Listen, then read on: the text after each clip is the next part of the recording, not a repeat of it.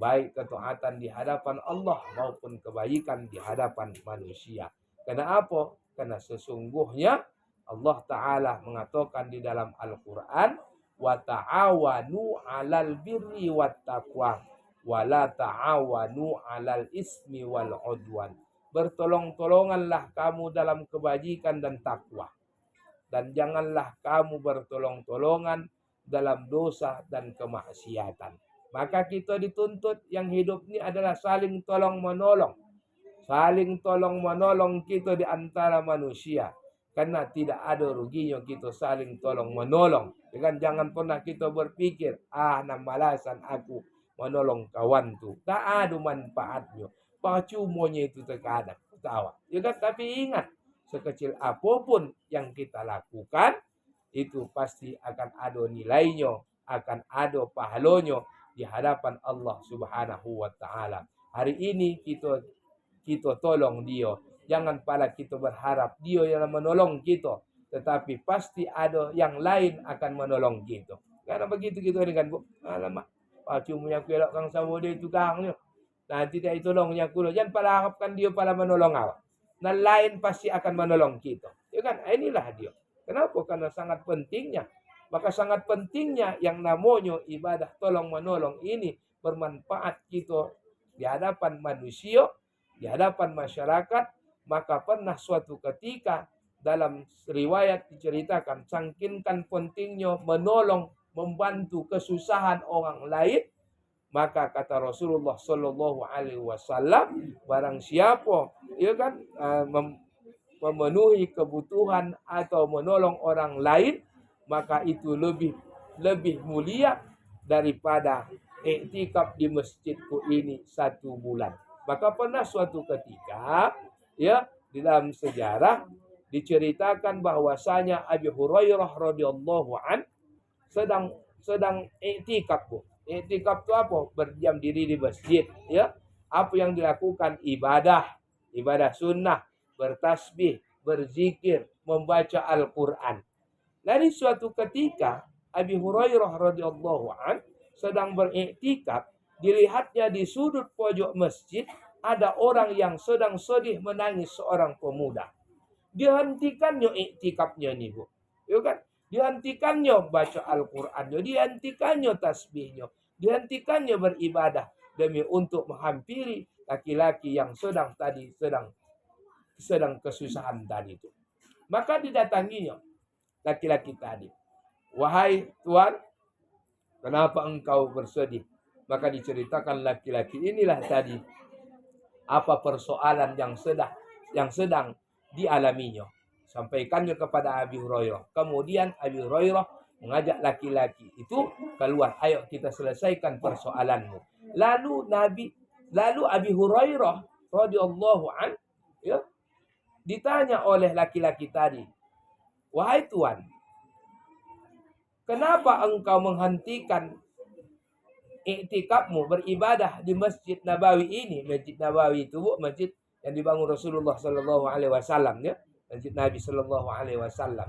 Padahal barang siapa beribadah di Masjid Nabi itu dibandingkan dengan beribadah di luar masjid itu keutamaannya seperti macam juga Masjidil Haram, seperti beribadah kita selama 1000 tahun. Luar biasa kan, sangkinkan lamanya, sangkinkan banyaknya ibadahnya. Tapi Abi Hurairah sanggup meninggalkan tadi. Lalu ditanya laki-laki tadi, kenapa kau sanggup? Apa kata Abi Hurairah? Aku pernah mendengar Rasulullah Shallallahu Alaihi Wasallam bersabda. Dia mengatakan, sungguh berjalan seseorang untuk memenuhi kebutuhan atau menolong saudaranya yang sedang kesusahan, itu lebih baik dibandingkan dia beribadah, beriktikaf di masjidku ini selama 1 bulan. Yang penting, saking pentingnya kita untuk menjadi manusia yang bermanfaat di hadapan manusia. Maka dalam gerakan sholat yang saya sampaikan tadi itu, kan ada gerakan salam. Assalamualaikum warahmatullah. Tengok ke kanan. Assalamualaikum warahmatullah.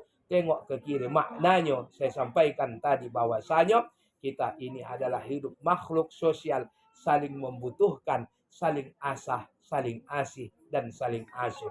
bukan saling gasak, gesek dan gosok. Nah, ada juga yang kadang gasak, gesek, gosok. Sudah tak bisa dia asah, tak bisa dia mengasih, tak bisa dia mengasuh, berbuat baik, menggosok pula dia. Ini bukan menjadi manusia yang bermanfaat. Tetapi orang yang bermanfaat itu adalah ketika hidupnya bisa dijadikannya, ketika dia diberikan Allah Ta'ala kenikmatan hidup, bisa kehidupannya itu bermanfaat kepada orang lain. Kalau tak ada nampak orang dia, susah orang. Kamano si Polan. Inilah sangkinkan mulianya dia, sangkinkan bermanfaatnya dia di hadapan orang lain. Maka diingatkan Rasul, khairun nas ampa'ahum linnas. Sebaik-baik manusia itu adalah bermanfaat bagi orang lain. Bukan dimanfaatkan ya, Bu. Nah, kadang ada juga masyarakat tuh dimanfaatkan. Ayo lah aku manfaatkan si Polan tu lah, Bu. Seorang kaya dia. Ini tak boleh. Ya kan? Giliran kayu kawan tua manfaatkan dia. Giliran susah nanti satu-satu bagorak langkah sila dari dia. Tak ada lagi kawannya. Giliran sonang saja baru dia nak berkawan. Giliran susah tak pedulikan dia lagi. Bukan maksud seperti itu. Bermanfaat ada maknanya. Dengan kehadirannya di tengah-tengah masyarakat bisa bermanfaat bagi orang lain. Ingatlah kata Allah Ta'ala dalam Al-Quran, in ahsantum ahsantum li anfusikum. Sesungguhnya jika kamu berbuat baik, maka perbuatan baikmu itu adalah untuk diri kamu sendiri. Maka jangan pala kita sodih ketika kita berbuat baik kepada orang lain. Tidak dibalas orang kebaikan awak itu. Sekarang haji awak mengantah. Ya, ini kue. Asal memasak, kan? Masak lopat, memasak sayur, kasih itu.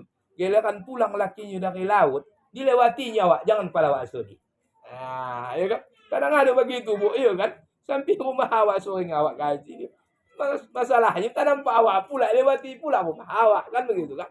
Ada juga terkadang begitu. Jangan pala sedih. In ahsantum ahsantum li anfusikum. Ingatlah, jika kamu berbuat baik, maka kebaikanmu itu pasti akan dibalas oleh Allah Ta'ala. Kenapa? Karena kebaikan itu adalah untuk diri kamu sendiri. Jangan pala kita harapkan dia nak membantu kita. Tetapi ada yang maha sang pencipta, maha kaya yang bisa membantu kehidupan kita. Yang bisa membalas apa yang kita lakukan, yaitu Allah Subhanahu wa Ta'ala. Maka oleh karena itu, ibu-ibu jamaah yang dimuliakan oleh Allah Subhanahu wa Ta'ala, maka Rasulullah Shallallahu Alaihi Wasallam mengingatkan kepada kita, mangkana fi hajati akhi, kana Allahu fi hajati.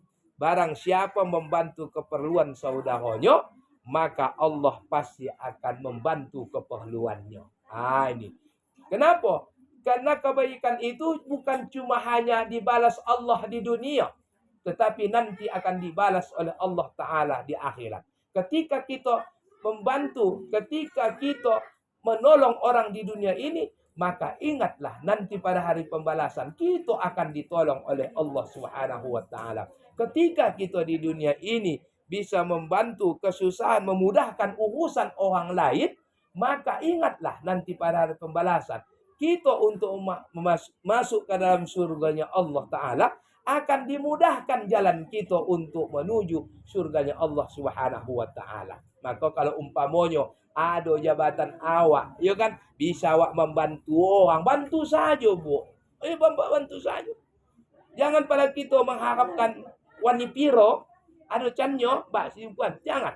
Kalau bisa kita membantu orang, mengapukan kesusahan orang, membantu menolong orang lain, ingatlah, ya disampaikan tadi, mangkana fi hajati akhi, kana Allahu fi hajati. Siapa yang membantu kesusahan saudaranya, ingat nanti suatu saat kesusahannya itu akan dibantu oleh Allah Subhanahu wa Ta'ala. Maka oleh karena itu, ibu jamaah rahimakumullah, jadi kita harus bisa menjadi makhluk yang bermanfaat, ya, nafi'un li khairih di dalam Islam, menjadi manusia yang bermanfaat di hadapan Allah Subhanahu wa Ta'ala maupun di hadapan manusia.